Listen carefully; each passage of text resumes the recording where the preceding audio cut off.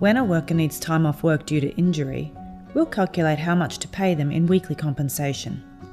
We'll need some important information from you to do this calculation.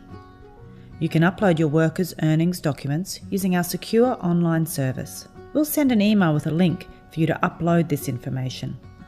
The claim number will be pre-filled for you. You don't need an online account with us or any login information to use this.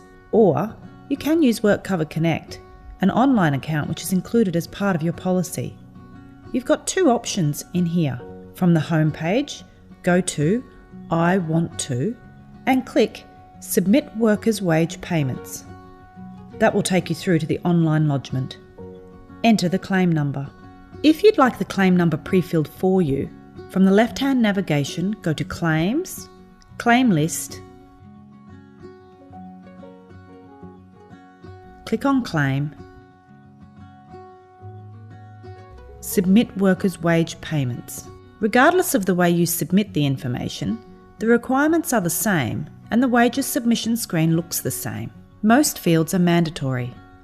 Most workers are covered by an industrial instrument, otherwise known as an award or certified agreement. We need to know if this applies to them.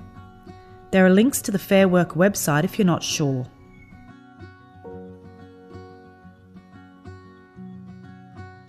Now you've reached the spot to upload wage information.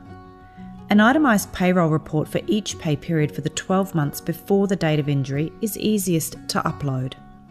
But it must show each payment including wages, penalties and allowances. You can generate this itemised report from the accounting software you use. If you can't upload an itemised payroll report, you can upload pay slips, but this may take you longer. You can use either the Choose Files button, or you can drag and drop from your computer files into the box. Once done, complete your information at the bottom. You'll get an email confirmation with a receipt once you've clicked Submit. You can visit our website for more information on claims and payments,